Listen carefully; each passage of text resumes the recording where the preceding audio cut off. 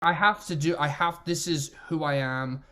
I need to, go forward on my own, like if it doesn't do well, I want that to be on my own merit, Hmm. not because, for any other reason of song choice or anything. Like this is me. Hey, Louie, how's it Hi, going? I'm good, thanks. How are you? Thank you for having me. Of course, man. Thanks for doing this. Appreciate it. Of course, anytime. Sweet. I'm Adam, and this podcast is about you and your journey in music, and we'll talk about the new music as well.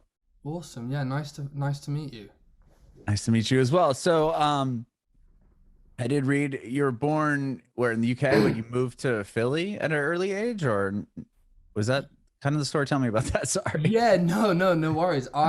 Yeah, so I kind of spent half my life growing up in the UK, and then when I was about 10 or 11, I moved to Philadelphia, and I've kind of been there ever since. I think, it's home now to me, and Mhm. until 6 months ago, I recently moved to LA. Okay, wow. Thank So you. Yeah. growing up in where you were in Britain? Yeah, I grew up in London and Brighton Okay. in England, yeah. What was it like growing up there, and like how different was it when you moved to to Philly? It was definitely very different. I mean, I grew up surrounded by a massive family, like Hmm. just dozens of cousins that you're kind of just with every weekend. Like it's very I've got a big family back home in England, and I mean, it was definitely kind of weird, but we had moved around quite a bit in England. I'd moved to a couple different schools, so I think I was ready for a new start when when the opportunity to move came about. I was about 10, I think, and my dad had started a company in Philadelphia because he'd been laid off in England, and he started a company in Philly, and he was going 2 weeks for an entire year. He was going 2 weeks to Philly, 2 weeks back to Brighton. So it was kind of a lot. So then we went Yeah. to visit Philly one like the Easter of that year. I think it was maybe 2011 or something. And I kind of just convinced my mom. I was like, why don't we all just move here? And kind of, so dad doesn't have to be alone out here. So Sure. and then like somehow one way or another she kind of was convinced, and my whole family, we ended up moving over that summer, and it was definitely an adjustment, but I feel like I really grew into my own skin. I mean, I Hmm. guess we all do at that age, that Sure. like turning into the teenage years, like those are rough years, Hmm. but like middle school is not easy. Oh, it's the worst. My son Dude, it is in sucks. he's in middle school now, and I told him that I'm Wow. like, this is the worst years of your life for middle Literally, school. it doesn't honestly. I mean, life is hard, don't get me wrong, but middle school, that's a hard period of time. Oh I yeah, hope man, it's he's doing brutal. well. I hope he's Yeah, muscling through. he's almost done with it, so we'll see. Good, good, But yeah, good. it's brutal, man. It's Yeah, it brutal. really is. Do you have any siblings, like, or you the only child? I do. I have an older brother who's 2 years older than me, Max, and then a younger sister, Daisy, who's also 2 years younger than me. So I'm the middle. Middle. Okay, so Yeah, your whole family ended up uprooting to Philly. yeah. You were 10. You see your brother was what, going into high school or almost high school? So it was way harder for him. I went in it's like we literally got to Philly and moved in like 2 days before the start of sixth grade for Oh me. wow. My brother was going into eighth grade, so it was kind of different for him, much harder because everyone had already established those friend groups, been Right. friends with Yeah. those people for like years. So he Years. was Yeah. kind of, I think he had a much harder time at first. I was more lucky in that kind of way. Yeah. That you're coming into probably middle school, Yeah, and everyone's kind of coming from different areas or different places when it comes to middle school. But yeah, still, I exactly. mean, that's a big change going from completely different country. It was. It really was. And I think, yeah, a lot of people asking me to say Harry Potter, Oh man, of course. a lot of that. But I enjoyed the intent. Like, to be honest, like I enjoyed the attention while it lasted. So it was all good fun. It was all good fun. That's cool. How did you get into music? Musical household at all? So my dad was in. like multiple bands throughout the years. He had a band in England called the Conga Brothers, which him and his best mates, they kind of played around pubs in England. And I he had I mean he was my dad was a drummer and kind of sang a bit, but Hmm. never really like professionally. I mean, I'm not even necessarily professionally You know, it's such a weird thing in the music industry. What does Debatable. that even mean? Right. But so I think like from a young age, my dad was always, you know, just like putting instruments in front of us. Hmm. And you know, I started on the drums. I was awful. I've just started to have like a sense of rhythm. So like that never panned out. And then you know, I've been singing like I was apparently I was humming like before I could even really talk. Hmm. And I've been, as cliche as it sounds, I've been singing my whole life. It's just the thing I've always loved to do and like naturally been drawn to. But I started writing music when my mum got me a piano for Christmas off of like some like kind of old piano from Craigslist Hmm. that she got for Christmas when I was 14. And I had tried to write when I was like 7, and like, you know, I still have these little notepads, you know, those like really mini notepads. I still have some of these lyrics that I tried to write when I was like 7, but it doesn't make any sense, you know? It's But like, wow, I mean, to have the creative idea to write at 7 years old, like try to write lyrics to a song, I mean, that's pretty impressive. thank you. It was the most cheesy lines. It was like, you left me now. Like, it was like, I didn't even know Love what I songs was at writing 7. about, but it was like, you know, I've always been trying to write sad love songs. That's And funny. before I even knew anything about love, and like, thank you. I think like that was when I was 14 was when I really, you know, I tried to learn the piano before, and I took like 3 lessons. I could never get into it. You know, I was too ADHD, and like just couldn't really appreciate, you know, learning the music theory and kind of like appreciating that at that point. And when my mum got me the piano, I just learned like C, G, A, F, which is like the chords to every pop song ever made. And and most of my songs just in different keys.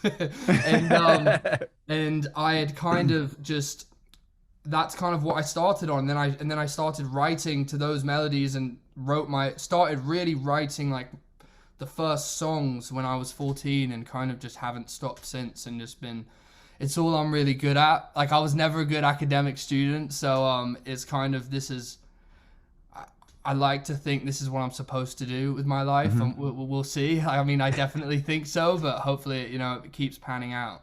Sure. Wow. So you were in Philly then when you started playing piano, if you're Yeah, 14.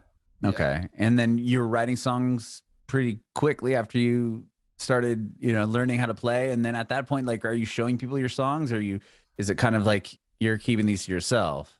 At first I was keeping them to myself. I then I put out my first EP when I was like I think like a sophomore in high school or something like that, and I've stripped that down from all streaming services now.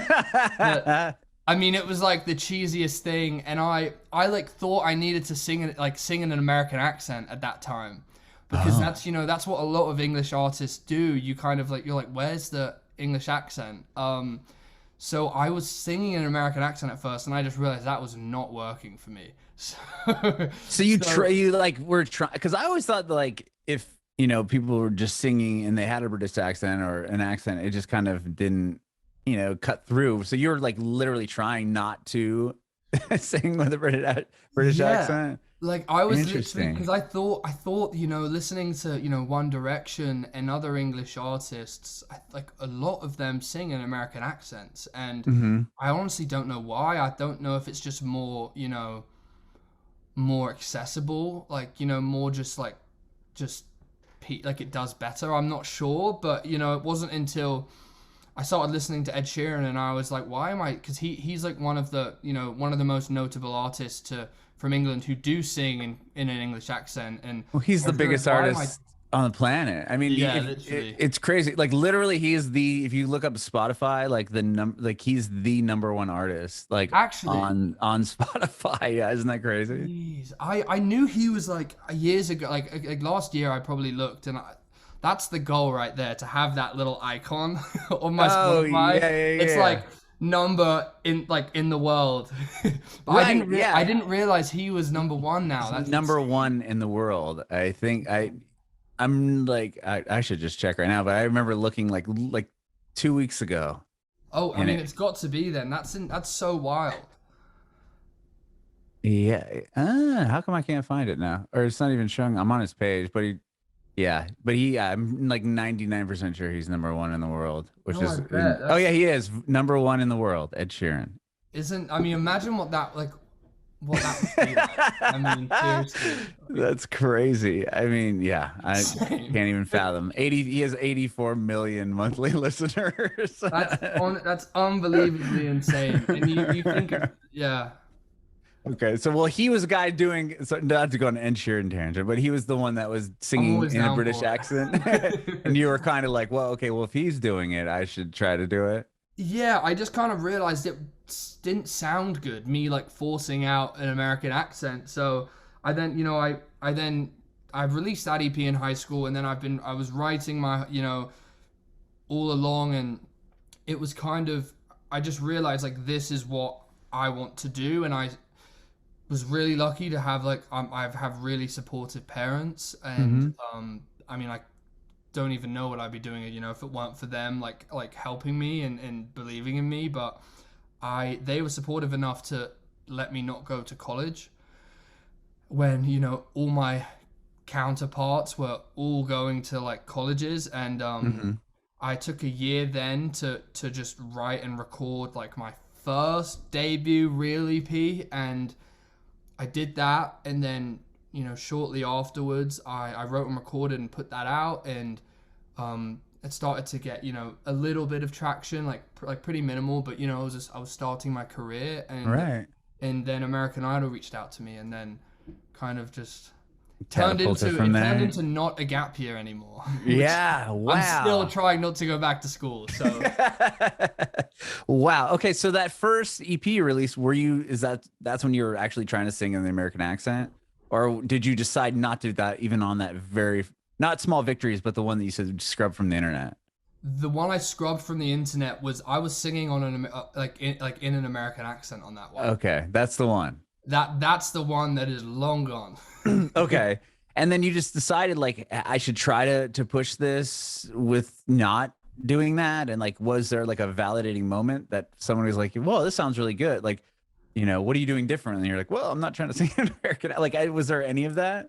Interesting. I don't remember. I think I just remember listening to it, and I think maybe someone said, that it kind of is cool if you don't. Like maybe like I think maybe like some friends maybe said you should just embrace it, but I honestly forget the exact moment. I think just listening back to that first EP, I was like, what am I doing? Okay. I was like, it didn't feel authentic to me. Hmm.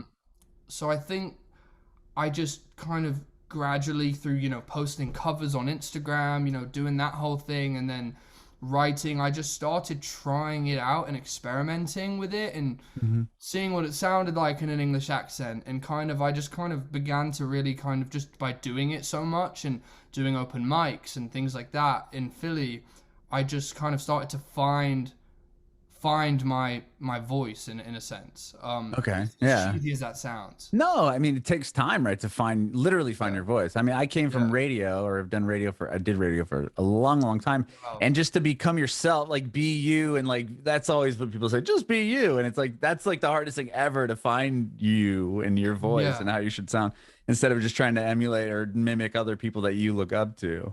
Exactly. That must be really interesting too, is like, doing radio, because I mean that's like you're live, people are listening to you like Yeah, but that. it's weird because you're just in It's a got to be room and strange. no one's around and you don't really. It's just like such a different pressure. I mean, you got to walk out on a stage. You're on American Idol, right? You're singing to millions of people and like a live television. That's just such a different. Like for me, like that would be so terrifying.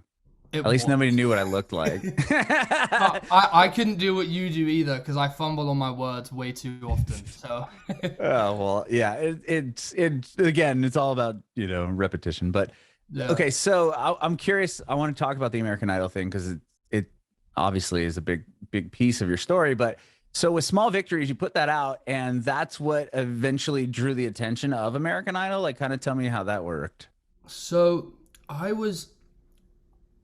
I'm probably gonna go into a ramble here, but No, go for it. I was trying to grow my Instagram, and I really, this is kind of something to me that is kind of really special because it kind of just is a reminder that, if you're putting in the work, I kind of like to think of it as like a trail of breadcrumbs kind of thing. Like if you're planting lots of just if you're like putting in the work, eventually, some stones just randomly start to turn over. And so I had like met with one of my best friend's older brothers who was like trying to do like I think he like a course he did in college was like social media analytics or something. And I met with him.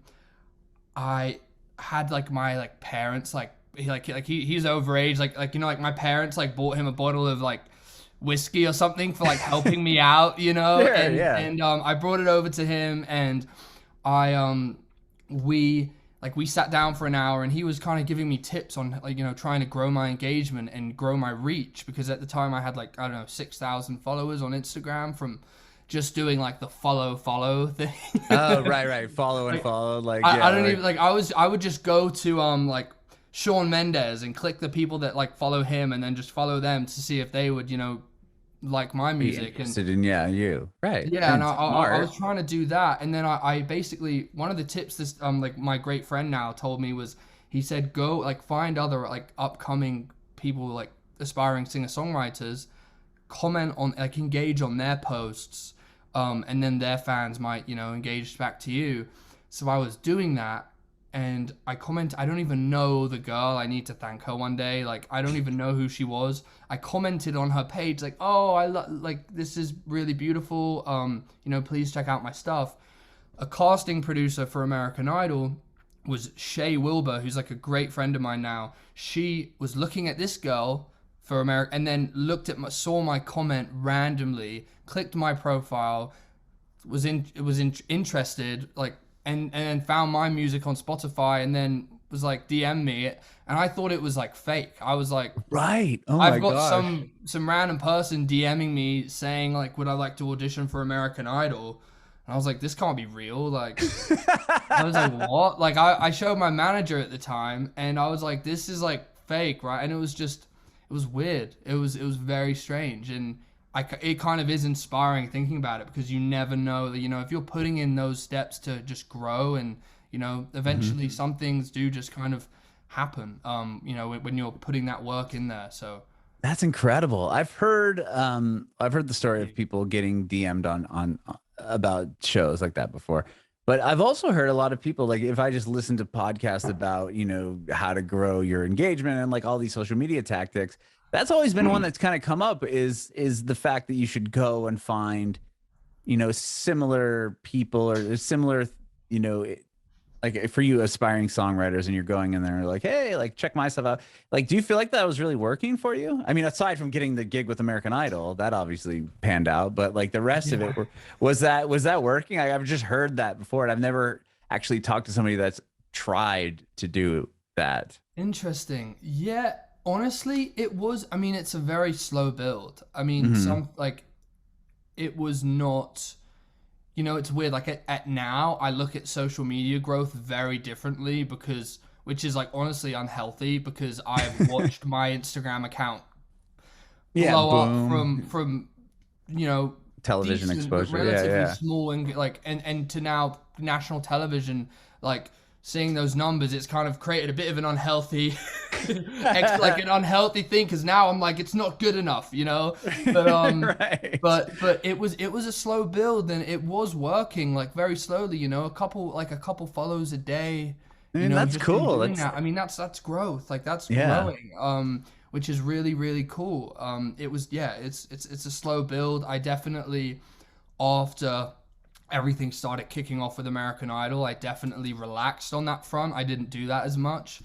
Well, Um, sure. Yeah, you probably didn't. It probably didn't have to. I mean, obviously, well, you want to focus mainly on the show and I kind of continue the couldn't focus show. on anything else. Like, the anxiety alone of like doing that was like, Like it was very, it was, I had to kind of dedicate a lot of, most of my time to get preparing and stuff. So Yeah, for sure. So, okay, so you get this DM, and obviously you like, this can't be real. Like, what do I do? I interviewed somebody, I think it was Katie Bell. She was on American Idol. I think similar situation where she the name got, sounds really familiar. I don't know what year it was, but same thing. But she said she got a DM from like it was like user blah blah blah blah blah, and there's like no post, like no like profile picture or anything. Like it was just like, Wild. and it was like some account that ended up being through American Idol. But it sounds like yours is like more legit like Yeah, account. mine was that's wild. I would have like I would I have just probably would have deleted like it. overlooked that and Right. deleted it. And like and Yeah. wow. I mean, good for her for following up with Yeah, that that's what account. I Like said. I mean, what a missed opportunity that would have been. Like I remember, yeah, I basically got a DM, and my manager at the time, my old manager, kind of sussed it out, and she happened to be from Philadelphia. Her dad was also a musician, and then I remember we chatted on the phone, and then we ended up, when she was in town next in Philly visiting her family. I think it was for a Jewish holiday. We got coffee. We met at Starbucks, and she's like the loveliest person. Come to flash forward to like Hollywood Week. Like she helped me very much when I was like losing my mind with the sleep deprivation and all that kind of stuff. Wow. But yeah, so that was, and I wasn't sure at first if I wanted to do the show, which sounds crazy now, but I was, I had all my eggs in the basket of, I'm going to start, I was putting a band together, I was going to start gigging up and down the East Coast, hopefully, and I just put out this EP, and I was so worried about if it was going to pigeonhole me as, like a karaoke singer. Right, or they kind of have some people, they kind of get stuck with that American Idol like stigma, right? I mean, Yeah, yeah, I could which is see that. it's super weird because it's such a double-edged sword. Because in reality, it's not, because the exposure and everything is just amazing, and the experience, let alone. But it is that kind of weird. You have to think about that. And but then I found out they were gonna let me sing my original song, which was like, That's crazy. this already was pretty much a once in a lifetime opportunity, and then this just got even bigger. Like this was an opportunity that I would have to be such an idiot to pass up on.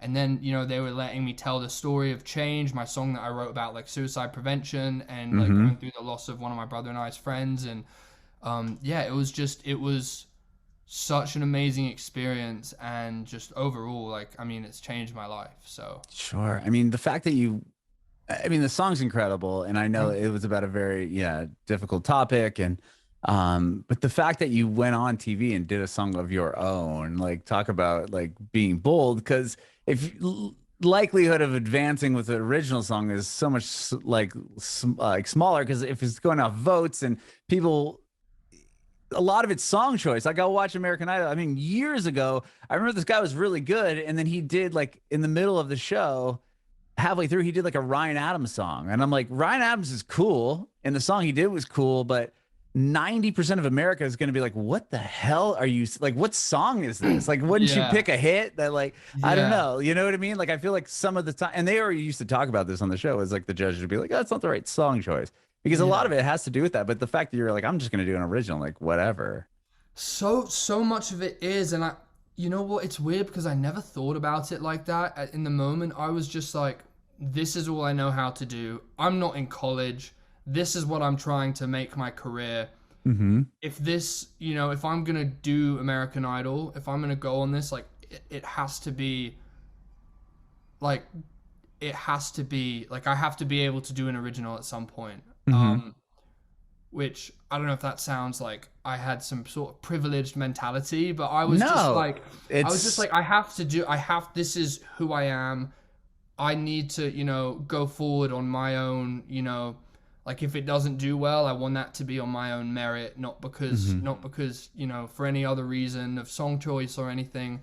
Like, this is me. This is, you know, I had that pressure. Everyone was in college, and I was trying to kind of prove my, like, you know, I had parents that like kind of like, oh, you're doing music, like, what are you doing? Like, Right. he'll probably be back in, like, you know, thinking like, what the heck is this kid doing? Like, and why are his parents letting him do this? Right. And you know, I kind of didn't even think about it. Like, to me, it had to be like one of my songs. That was the selling point. And like a friend of mine said, a really close family friend who, like, you know, moved to America with almost nothing and like is now like a film director for like TV shows and stuff. She like babysat me when I was a kid. She got on the phone with me when I was in, like, you know, deciding if I was gonna do Idol or not, and she was like, sometimes it's like rock climbing, you have to go sideways to, you know, go upwards, which was like an interesting, like, Wow, that's a great perspective. It's an interesting metaphor, because that was like the deciding factor, and I was like, true, like, nothing is a concrete set path where you don't know what doors are gonna, you know, like, sometimes you have to pivot in order to go further down, you know, like, your career. So yeah, I just kind of realized I had to, and that was kind of that. Well, I think what separates you from people on the show is that you are a songwriter, right? I mean, if you can sing really well and your family's like, "Oh, you're a great singer. Like, you should be on American Idol." Like, yeah, I should. Like, I'm going to go down and I kill it at karaoke night. And, you know, I love doing covers on my YouTube channel. Like, that's a totally different person that also does well at American Idol. Yeah. I mean, all the power, like, you know, it's an amazing thing that people do that.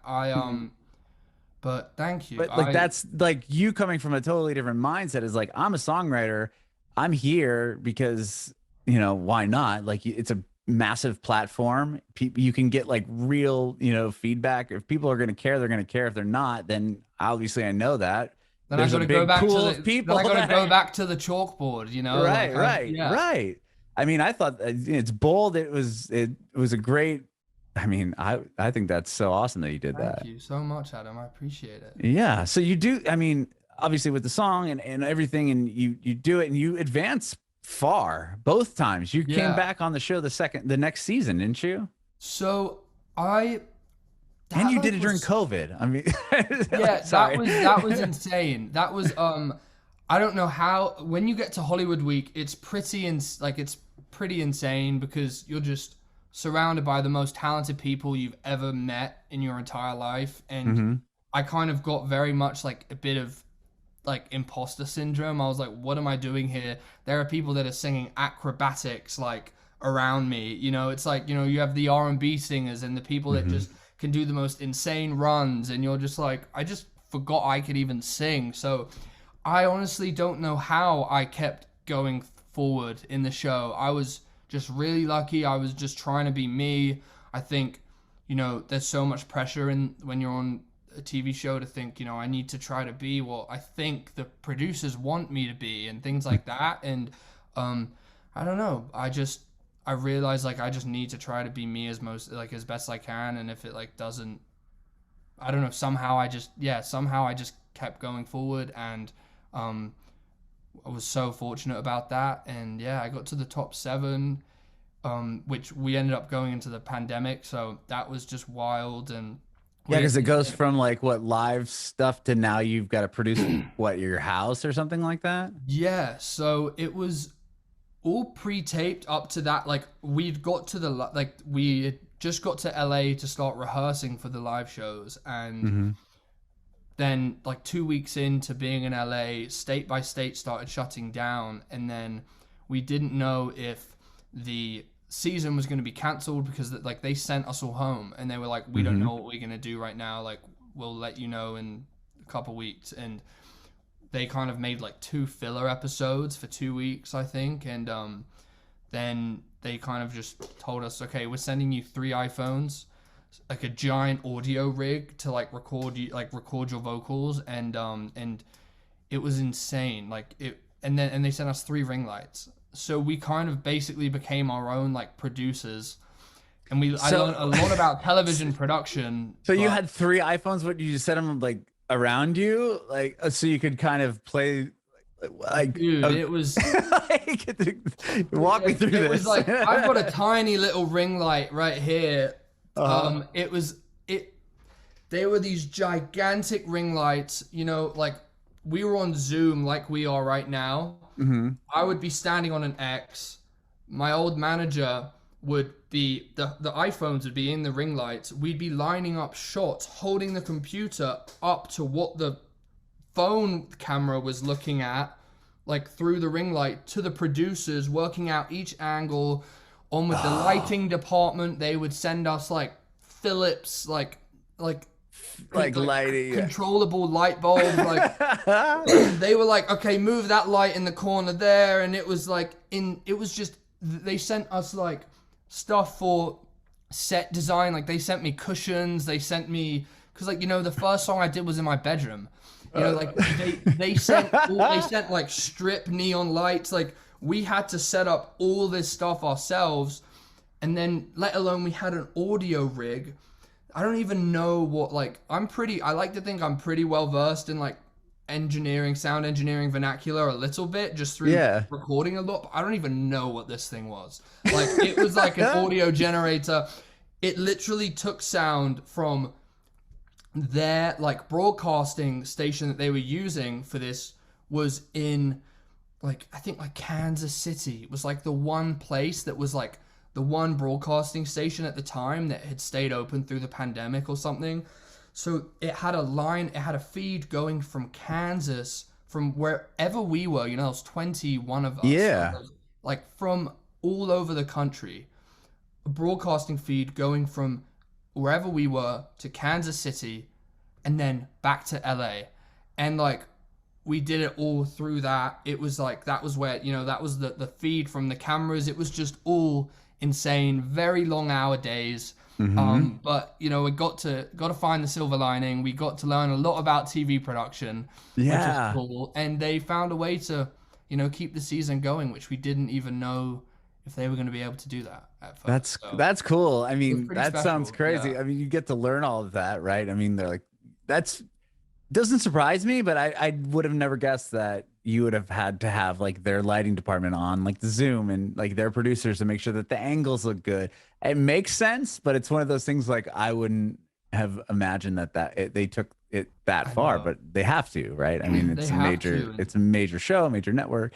Yeah, it was really, I mean, I guess we were all feeling quite optimistic and just going with the flow at that point, because, you know, we were all in the abyss of the unknown.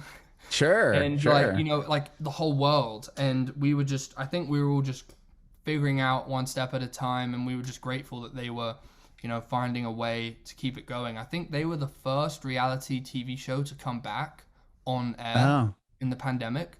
Okay. So we kind of all felt like we were a part of this, you know, this groundbreaking, cool thing. Yeah, like pioneering this little thing. That's cool. So yeah. Wow. Did you have to like, I guess the producers would be on with you before you did your piece, right? Because they'd be making sure the angles all look good and everything. Yeah, we did like you couldn't just be in your room with like your bed unmade and like, you know, laundry on the floor. Like, were you able to have that? I had to make it. Oh, they wouldn't let you. They wouldn't let you in your room like trash. Exactly. Like we had to, you know, it was like, what's in the background? What's in the? Oh, I guess copyrighted stuff. And... like I had. Like any photos I had up in my room that were like someone else's piece of art, we had to get in touch with them and clear it. I bet, right? Clear it. We had to clear everything, and it was so cool because there was this. This is really random, but there's this artist who's like, I mean, he's kind of underground a little bit. Like, his name's Dylan Owen. He's kind of like a rapper / like spoken poet dude who. I had been really inspired by in middle school, and like he'd like helped me get through middle school listening to his music. And I'd been to like one show, met him at like a basement show in like North Philadelphia, which is like sketch. But I love North Philly, but it's a little sketch sometimes. And this dude, like who I'd been a big fan of growing up, I had a signed poster of him in the background that said "Keep Writing." Which that's rad. I then I got to reach out to him and talk to him and tell him, hey, I'm using this, like, I think this might be in this background shot. It didn't end up being in this shot, but like, I got to like I had to reach out to all these people and then get him to like clear it and stuff, which was really cool because I mean my like my like Brighton Football Club in England, Mm-hmm. like my football team, they Yeah. I had to clear. I had a football shirt, a signed football shirt in the background as well, which I had to clear. And then I ended up, from like the OG, like one of my favorite ever players. They sent me when I got to the live shows. They sent me a video from two of the players, like saying, I think it was three players, like wishing me good luck and saying, Brighton supporting you, That's which so was just like cool. it was, and that all came from they found out about it because like we had to get clearance from them because my shirt, like my Brighton shirt, was in the background. It was just, yeah, That's so rad. it Wow. was really special. I Yeah, knew that I knew television had to do that. Like certain shows, like if they go on like reality type shows, if they go somewhere and they're filming like in someone's house or whatever, they have to bring like a lot of the time the production company will bring art that they already had cleared and hang it, on the interesting. wall so they don't have to like go through those processes. It's like they know that this painting that has been cleared for 5 years, so they they can just bring it along with them. Dude, it's wild. Like they like random like family childhood photos. They were like, who took this? And it would be like a distant relative who we haven't spoken to in years or something like that. And we would have to reach out to them and get them to sign a release. Oh It was like wow. everything, every single possible thing. There were so many release forms. I was like emailing to people. It was, They're like, should I just rip all this crap off my wall or yeah. I was like, what? yeah. It was literally. It definitely got to that point at some point. So, Oh man, that's crazy. But then you ended up going what back for the next season after that? Is that what I saw? so they invited me. Technically, I think once you get to the live shows, you're not allowed to go back on the show Oh. like ever again. Oh, But really? I I think thought like I once figured somebody has done that. Maybe not. I don't I guess I don't not. know if it's live shows or like if it's the top 10. You're not ever Hmm. allowed back on the show after you get to the top 10, but they that's usually their policy, but because we didn't get that live experience on the live stage, like on the Idol stage, Oh, they let you do a they comeback thing. they did a comeback episode where they invited 10 of us back to perform and I wasn't sure if I was going to do it at first because I spent the last year of the pandemic, trying to kind of continue to redefine me as not Louis from American Idol, as like, Hmm. as an artist and push with that. And they came back with the opportunity again to do an original song. And I was like, oh my goodness, this is coming a second time round, this once in a Yeah, lifetime yeah. opportunity. So I went and I was so grateful. I did my, I guess like my second to last single that I put out over a year ago now. And I sang that song, They Let Me, and yeah, it was I didn't like make it through that comeback episode, but I just kind of just being able to go back and do my original song again was just it was amazing. Like I kind of wasn't planning on, going forward. I just kind of wanted that. Yeah, get the platform. I mean, get the opportunity Exactly. to play the song. Why not, right? And and, Okay, yeah, I'll and I come got back to for sure. be Let me do my own song. yeah. And I mean I got to do you know you all become a family when you're on that show. You're going through the craziest schedule and highs and Hmm. lows together, which was the contestants, but then also the crew and like the producers. So it was just really special to all be back together again because you really, you form really strong relationships with all these people. You're like practically you're not like living with the crew, but you're living with your co-contestants and you're with the crew day in, day out. So it Hmm. was so nice to be, be able to, give everyone a big hug and kind of be like, I missed you, because we all just split ways halfway, when we were getting ready for the live shows and we spent every day on Zoom with each other, but we didn't, Yeah.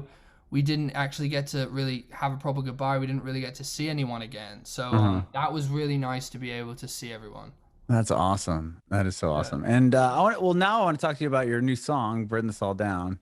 I love the video. I want to make one comment on the video you did where you said it started like this and you're in your room and you're singing. Yeah. You have this is so random.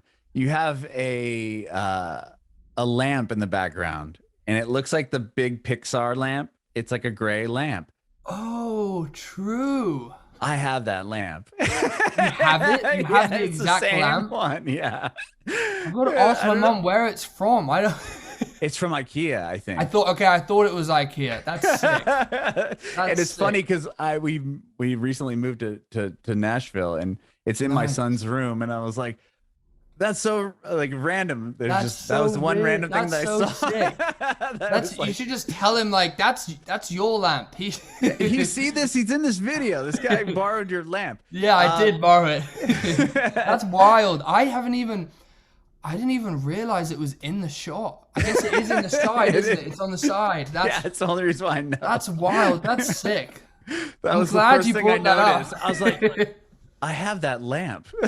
That's so IKEA. Like, can we get a sponsorship going between the two of us now? Exactly, exactly. Let's get him on the line. Let's get him on But the line. well, tell me about the song, and then I love that video that you made too. So I want to talk to you Thank about you. that. The song is about, through the pandemic, it was just kind of weird. I'd spent so much time on American Idol talking about, suicide prevention and stuff like Hmm. that. And it was, I think I had so many people messaging me after my audition aired, and they were like, I'm struggling. And it was, I think, it was like, I'm feeling suicidal. And so like hundreds and not even maybe even thousands of messages, people reaching out to me, which was lovely. And But I what a think weight, I'm sure too, right? it kind of did become kind of a weight for me, and I didn't really, yeah, it just kind of became a little bit draining, just constantly talking about it and stuff, which I Hmm. think, I've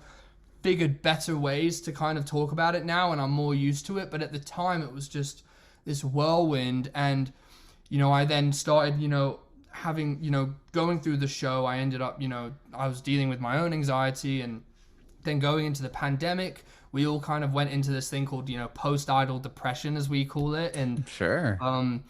I went through a period of time during the pandemic where I really kind of lost myself for a while, and I was kind of, going through a bit of a depression and dealing with anxiety. And I stopped writing for quite a while because I had this weird kind of mentality that every song I had to write had to be this massive emotional release, like Change was. Writing Hmm. Change was help me process all those feelings. I mean, not all of them, but a lot of the A lot. feelings about my friend's passing.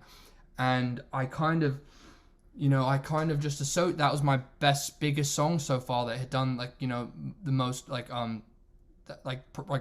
performed the best at that Hmm. point. And I kind of just thought every song I had to write had to be that level of, emotional release. And just it had to be like that. So every time I sat down to write, I was just setting myself up for failure.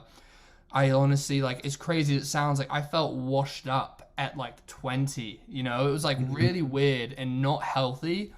And I hated everything I wrote. I didn't think it was good enough. And I just kind of got in this really weird headspace where I felt like I was losing my relationship with songwriting, and I felt, very out of touch with myself, going through, depression for the first time properly. And I that's what this song's about. I wrote this song about I wrote this song about a couple of weeks into moving to LA with one of my good friends, Francisco Martin, and then later on with help from another Idol alum, Wyatt Yeah. Pike.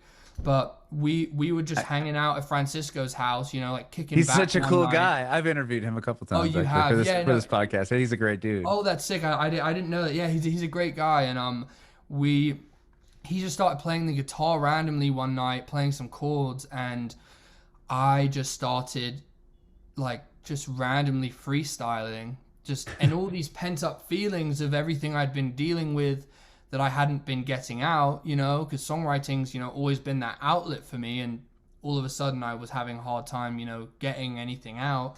Hmm. Um, all these pent up feelings of kind of just dealing with what I was going through and the frustration of trying to find myself again, just came out. And then the song came to life. And that's what it's about. It's about me trying to find myself when I was feeling lost with my career and trying to navigate the music industry, and just my own mental health, and just the battle that comes with that. Hmm. That's what the song's about. In the video that we were talking about with the lamp, you're in. Is that your bedroom? And like, was that vocal cut in your bedroom like that? So the vocal wasn't cut in my bedroom. I cut the vocal in Francisco's bedroom. Was that his bedroom or was that your bedroom? The So one in the video. the video was, I went back to my house. I went back to Philadelphia to film Oh, the okay. video because my long time I was trying to convince my really great friend Danny Gewirtz, who's a filmmaker and director. He filmed my first ever music video from that first EP that I scrubbed. Oh, okay. Wow. It was my first ever music video. He had just quit his marketing job to start trying to become a filmmaker. Mm-hmm. Flash forward now, we both have careers, and he's doing amazing stuff. And I'd been trying to see if I could get him to do the video for me and like do it with me. And he eventually he was like, yeah, I'd love to. I really love the song. And it was so cool to be able to collaborate with him again. I mean, he filmed my Just Kiss Me music video, which is another, I think it was the first single off of my Small Victories EP. Mm-hmm. So he's someone I've worked with over the last couple years, and it was really special to be able to go back to Philly and work with him. And we filmed that in my dining room in my parents' house in Philly. And yeah, the video was, I mean, we kind of knew there had to be fire in it somehow. Sure. Because the song name is a given. Right. But we were like, okay, how do we do this without burning a house down? How do we do this safely? How do we do this without $100,000 budget? Right. Like having like an on-site fire department and all this kind of stuff. And we found a vineyard in PA. It's a winery, which is really, really beautiful place, and they let us use their field. And Wow. Like one of their open fields, and we thought the biggest metaphor could be, I didn't know if it was cheesy at the time, but what if we burn a piano? Is I don't know if I'm using this term correctly, but as sacrilegious as that felt, it's like, this is like the thing that I love. Why am I like burning this right now? Right, like it felt like a sin to be like burning this instrument that is like beautiful. But I found one on Facebook Marketplace, and I thought, this is about my struggle with finding myself, my relationship with songwriting. It makes the most sense to what if we burn a piano? And that was we just kind of rolled with that idea. Mm-hmm. Of kind of me just being like frustrated and like drag this piano into a field and just light it on fire. And as always working with Danny, it turned out really, really well. Mm-hmm. I mean, he's just so bloody good at what he does. So that was really special to work with him. And then it was really fun to come home to do that too. Yeah, that's rad. The video is awesome, man. Thank And you. you have a whole EP coming out or a record a little later this year? I do. So I have the second single of my upcoming EP coming out in about a month from now. Mm-hmm. And I think I've just got the final mix for that today. I just sent off the final mix notes like an hour ago. Amazing. Okay. So I'm really excited about that. And then about a month after that probably is going to be, so in about 2 months, the EP is going to be coming out. And yeah, it feels like the most artistic, kind of experimental, authentic to me music, like the most authentic music I've made so far. And the most kind of experimental in terms of pushing my boundaries with production and things like that, while also keeping the core of it, organic. Because I think that's my goal is to, I mean, it's all subjective, but my goal is to try to make timeless music that people are going to want to listen to in 30 years from now, or, songs that stand the test of time. That's always something that I've been really, those are the songs that I've always been drawn to the most, the ones that feel really real. And that's what my goal is. So I kind of, production-wise, I write on the piano, I write on the guitar. In my head, the core of any song has to really, for the most part, be organic. And then, I can kind of dress it around with some, electronic elements and things like that, whatever serves the song the best. But I think if it can be on the piano or like, just one instrument and you can play it and it sounds good still, that kind of shows that, you're onto a good song. So that's kind of where most of the production is, but it's also, I've pushed a lot of boundaries in kind of experimenting too. So When you said that, you weren't able to, you didn't feel like you could really like write a song, you're kind of in like this writer's block before you wrote Burn It All Down. And like once you wrote that song with Francisco, like did it kind of open up the floodgates to continue to write? Like how, like from Burn This All Down, were you like, okay, we got that one out. Like now my, I kind of cleared that block, and did everything else kind of come pretty quickly after that? it did. Some of the songs I'd already written, like, I mean, I think like I wrote within the like year a little bit, but it was like some of the songs are old songs from the like on this new EP, and then I mean most of them are new that I've written in the last 6 months. Okay. But yeah, it definitely opened the floodgates more. It kind of helped me process that whole kind of mental block thing that I was kind of going through. But it kind of just made me also realize that I'm gonna have different emotional attachments to different songs, and that's okay. I realized like I had to redefine my relationship with songwriting, as like weird as that may sound. It had always been this therapy for me, and I had to realize that sometimes it's not always gonna be like that, and that's okay. I'm trying to make this my profession. I'm gonna, some songs are gonna help me emotionally and have a more emotional impact on people than others, and that's okay as long as I'm writing. I'm not going to be in love with everything I write, and that's okay as long as I keep doing it. And it kind of just helped me realize that, and just that I need to just always be writing. That's when I'm my happiest, and that it's okay that sometimes there are going to be times where I feel like I can't.